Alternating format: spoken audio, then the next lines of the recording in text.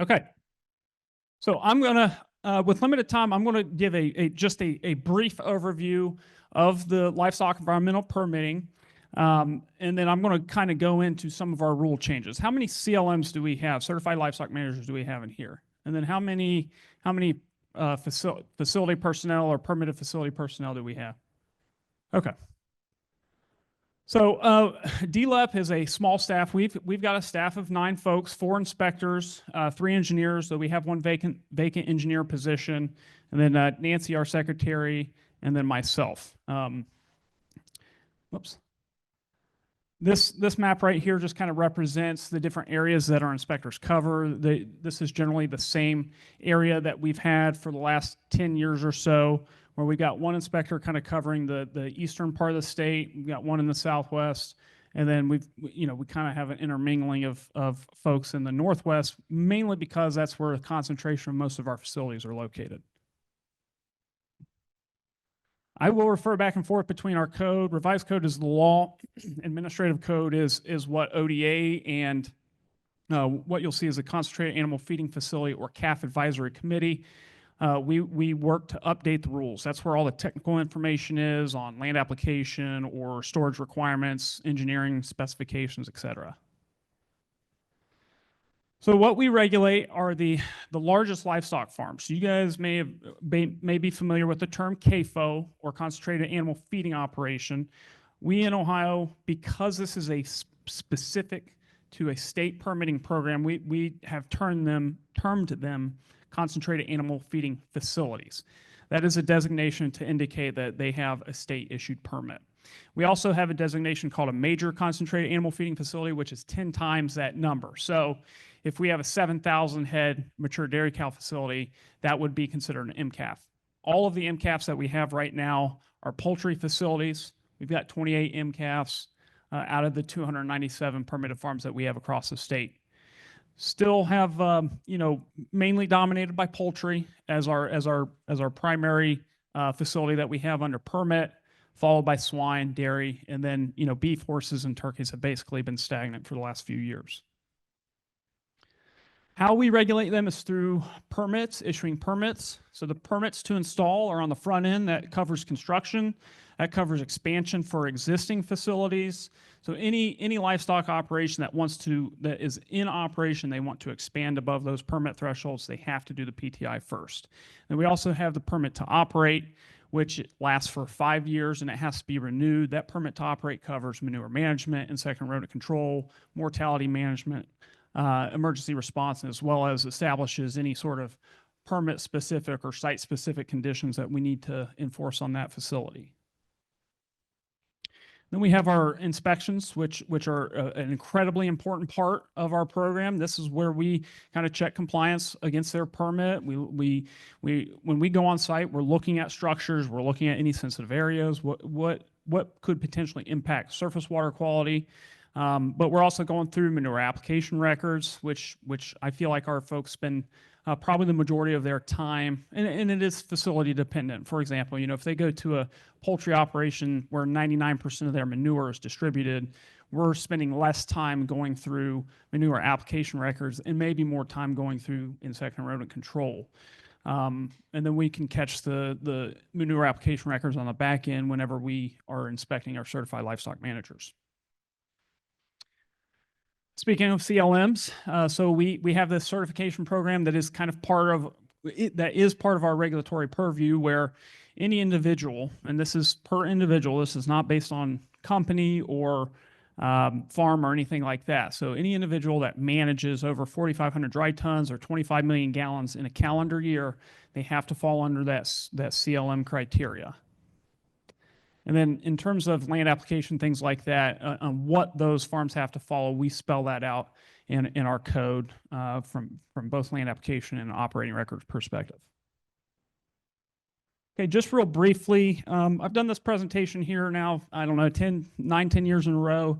And this is one thing that I added a couple years ago, because I felt like I was preaching too much. I might have said the same thing last year, but I wanted to show that, hey, the reason that we focus or that we hone in on certain aspects of our authority or our regulations is because we see issues out in the field. In 2024, you know, if I look back to 2022, we just by a snapshot of it, it looks like we have improvement, and we definitely do. You know, we have improvement on setbacks.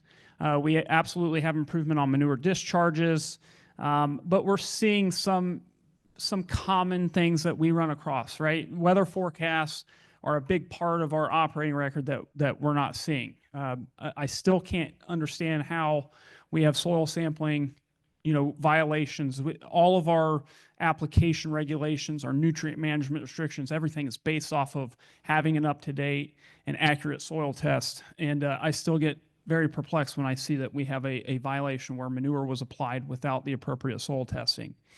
You know, phosphate application restrictions is a big one. This is where our inspectors do spend a lot of time kind of educating our farms about, you know, what the requirements are. We go back and we track manure application events where if they put on more phosphate than what they should have or what their crop is going to use, you know, we're specifying what other management options they have for that particular site. So this is, again, I love to see this manure discharge down to 0. You know, this is based off of all the different complaints and investigations that we have. So I obviously, the lower the number, the better. I'm not saying that we take credit by any means. I'm just saying that this is a good indication that we have folks following our regulations and you know, handling their manure appropriately. Okay, so the main reason for this presentation is to go through some rule updates. So I kind of cherry picked all the ones that are going to be most impactful for permitted facilities and most impactful for CLMs. There are a ton of rule changes that we have throughout our entire Ohio Administrative Code 90110. But a lot of them aren't necessary or noteworthy here because it could be just us clarifying things or updating language or updating code references, things like that. So I did want to acknowledge the Concentrate Animal Feeding Facility Advisory Committee. Okay, this is a committee, I believe there are 20 different representatives, 16 commodity groups, 4 public officials that sit and meet quarterly. There's at least one of you here today, but they kind of advise the director. They advise me on any of our proposed rule changes or any technological updates that we need to consider, management aspects that we need to consider. So they're a vital part of updating our regulations and making sure that we're not out of line or we're not being too pushy on one subject or the other. Yes. Yep, CAF committee. We call it CAF board, CAF advisory, or just CAF committee. And then I wanted to put a couple guardrails. I'll get to that in a minute. Anyway, if you guys want to see how the sausage is made or the hot dog's made, however that saying is, you can go to our website and look at all the different committee meeting minutes that we have, what rules we looked at, what we debated. You know, we try to keep a very comprehensive list of conversations for the public to understand how things are being done. If you go to our website or if you just Google Division of Livestock Environmental Permitting, it's on the left-hand side at the bottom. There's a CAF Advisory Committee tab, and that's where all of our meeting minutes are from, I think, June 24th, 2020 up until last November's meeting. Other thing I wanted to mention is some other things that the Ohio legislature has done over the past years to kind of push us in a direction to reduce the amount of code in general. So we had to eliminate 30% of what we call restrictive terminology. And that ended up being, so any rule where we had shall not, may not, prohibit, must, or require, requirement, whatever, we had to reduce 30% of that language. Okay. For us, it ended up not being too much of a big deal, mainly because there was a certain permitting authority that we were not able to obtain. Okay, so years ago, 2006, and then again in 2015, we applied for Clean Water Act's National Pollution Discharge Elimination System permitting, or NPDES permitting. This is a permit that does allow discharges to happen, monitoring, there's effluent limitations, et cetera. We were seeking that authority so that for our livestock farms, we would have a one-stop shop. You know, we would have the authority to permit any size farm if they were creating pollution. We still maintain permitting authority through the state on the concentrated animal feeding facilities. But this allowed us to say, hey, you know, if you have a discharge or you have a design discharge or you plan to do anything that would cause a discharge, we can issue these permits. We were denied that, so we were able to carve out a lot of those rules from our package, and that's where we were able to meet that 30%. This authority still lies with Ohio EPA, and it will likely remain with Ohio EPA. I don't think the feds are very interested in moving that program specifically for CAFOs. And then all of the rules that I'm about to cover are in effect as of January 1 of this year. Okay, the first one, or the first three, I guess, here is terminology. Okay, getting very specific down to how are we defining certain things that we have authority over. And one big issue that's come up over the years is our authority over agricultural stormwater discharge. Basically, this term is a federal term from US EPA that is incorporated into our rules to basically explain a scenario where if a farmer or a producer or CLM were following all the guidelines, all the restrictions, everything by the book, and they had a discharge, whether it was, and that discharge was precipitation related, okay, that they could be qualify as an ag stormwater discharge. Okay, that means that they would not be subject to ODA or EPA or whomever coming down on them for violations for specifically contributing to a discharge. However, in the 10 years or so I've been with ODA, I've run across one scenario where this has been applicable. I just wanted to make sure that we were consistent with what Ohio EPA has in their code and what the federal EPA has in their code, so that if we were ever to try to apply that there would be no conflict.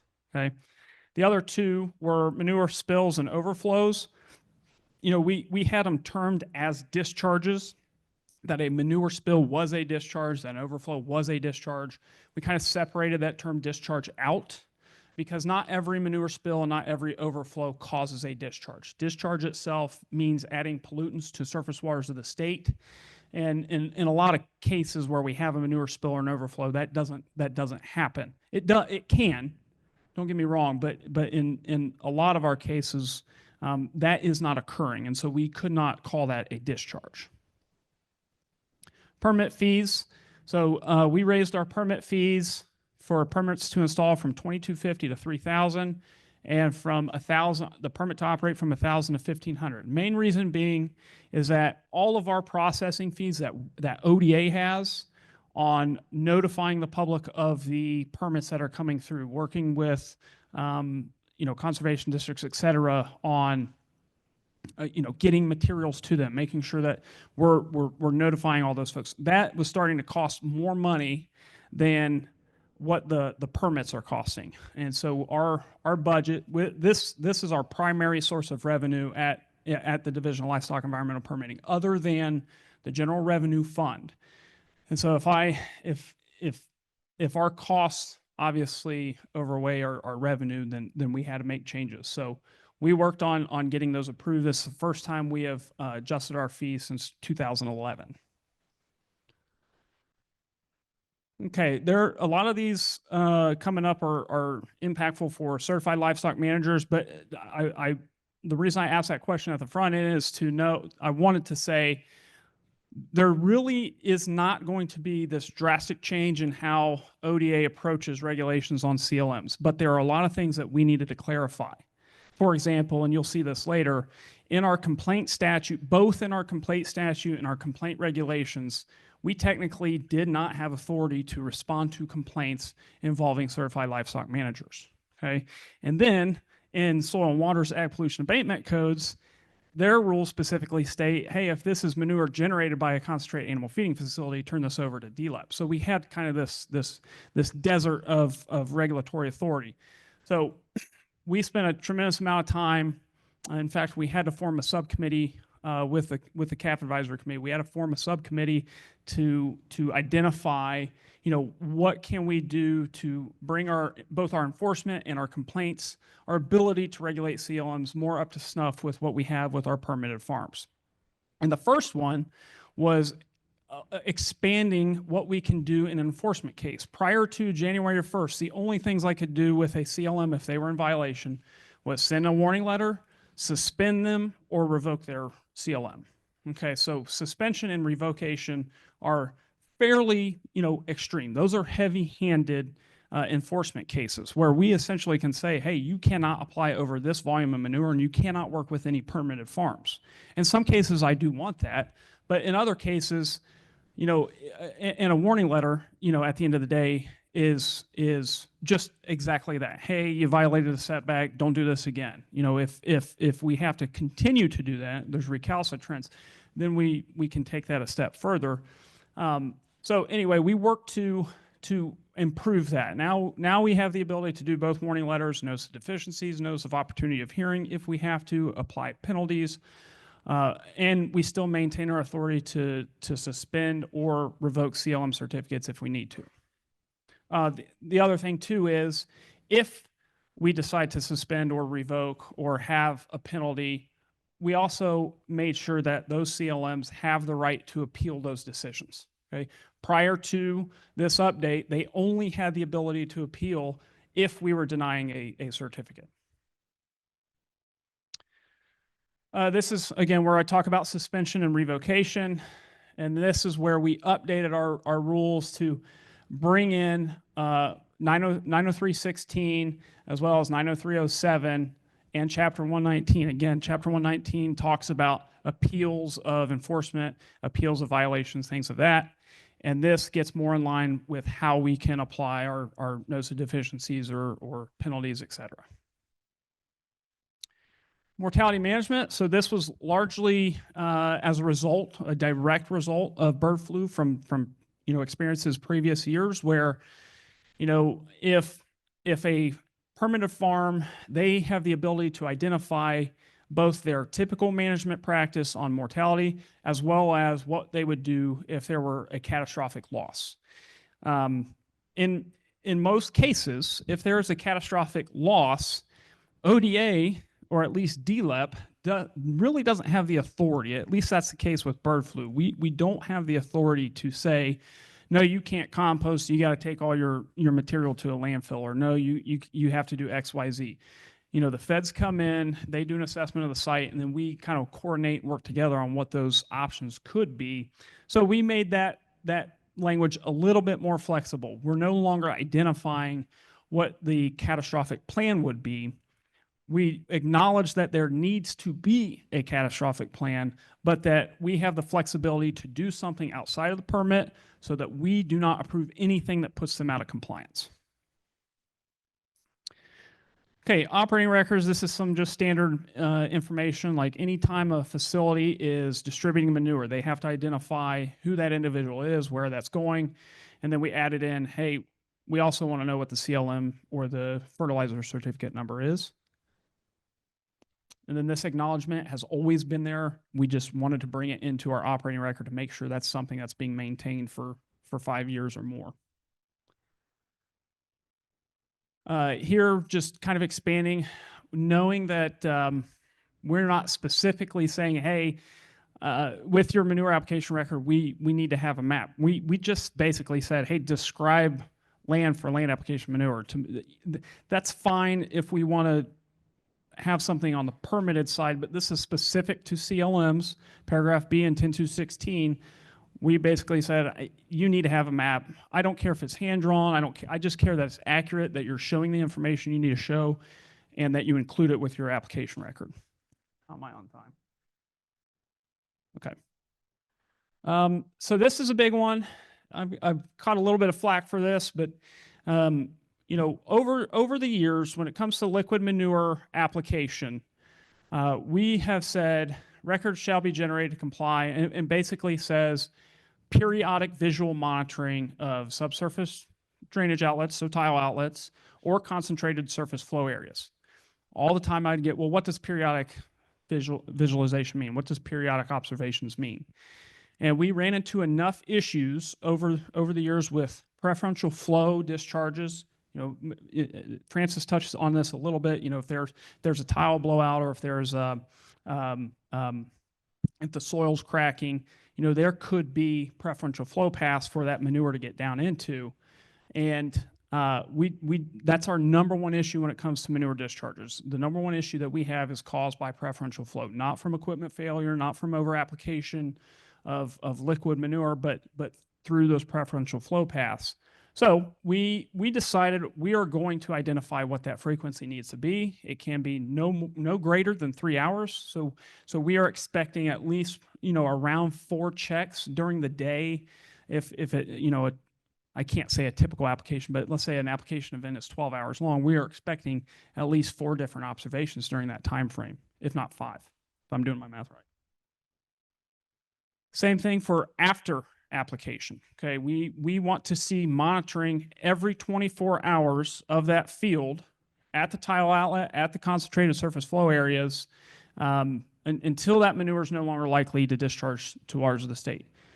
Well, Sam, what if we're CLMs and we're just moving from field to field to field? Well, you know, we need to identify, and I've talked to guys over the years that you need to identify that if this is a responsibility placed on the CLM for monitoring, that if you are moving or you're not going to be responsible for that, you need to identify that with your producer or whoever you're working with. And this isn't just applicable to CLMs. This is applicable to our permitted farms as well. We just have 2 different locations we put it in our code. Forecast and weather information is another big one where, you know, prior to our updates here, we had one area where you said you need to consult the forecast, but we never had an actual area to say that forecast needs to be part of your manure application record. So we made that a requirement, and we kind of updated some of the actual weather information that we are seeking in that application record. This is probably the last one before questions, but from a emergency response standpoint, we wanted to make sure that, again, every option that producers or CLMs have to contact us in the event of an emergency, they can take advantage of those. So they can call us, they can text us, they can email us, and that will count as, you know, an initial notification. This has come up a couple of times in enforcement cases over the years where there's been a debate about when ODA is getting notified, and, you know, we could not use text messaging or emailing as an indicator that we were notified. It had to be called because of the code. I briefly talked about already with complaints that initially CLMs were not on there in our complaint code and in our statute. So we worked to get those on there. And then that follows through, I keep doing that, that follows through with our enforcement as well. Again, I mentioned we only had a couple options, so we needed to buff that up. And that's what my last few slides cover. And I think I'm right at the end there. Any questions? Yes, sir. Not part of your talk, but first, how soon can someone repopulate? I mean, does that have to be totally eradicated out of the whole area before they reach? No, it is farm by farm, site by site. So when a site has what we call a non-negative test, okay, that information quickly trickles down to me and trickles down to our animal health folks, and then they send that same sample from that facility to Iowa to the National Vet Lab for confirmation. Okay, so but when we get that non-negative test, that starts the clock. Okay, that's when they start gearing up and they start depopulation. We start getting the disposal plan together.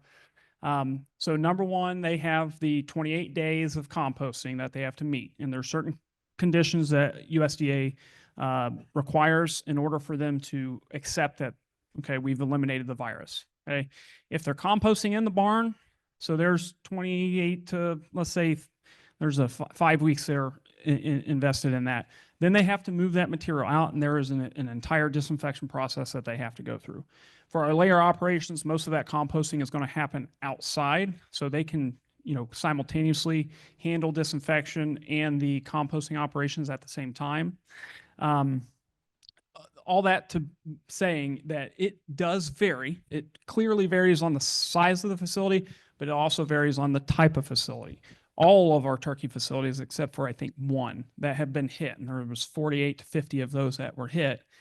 All of those are composting in the barns. Okay, so they have that 28 dead period where they're composting and they have to push it out or get it hauled off before they can do disinfection.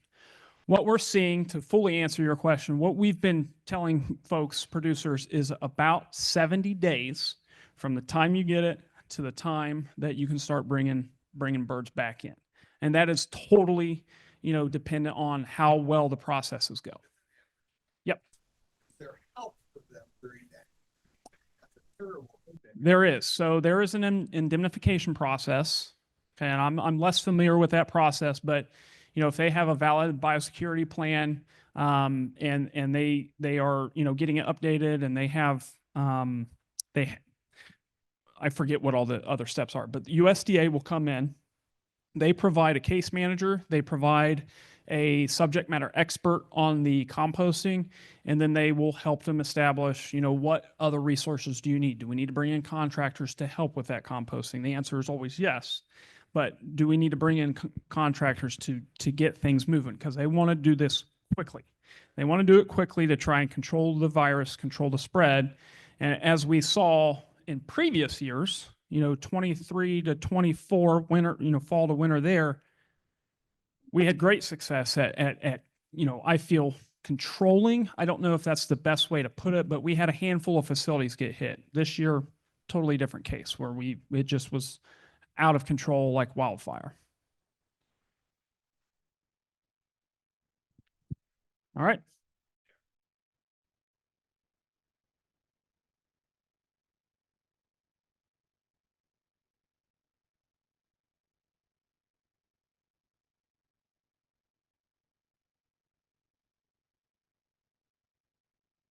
There are a lot of rumors, and I can't say yes or no. We have been working, our enforcement division, as well as some of our folks on the ground, have been working to try and refute those reports if we have evidence to refute. If we don't have evidence to refute, they're working directly with the sheriff. And I do believe the FBI is getting involved now, similar to what was going on in New Jersey. But yeah, it's inconclusive.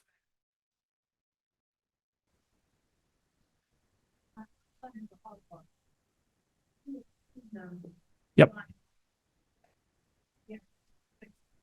Wow. So, I call the sheriff's department. Where else to go with that?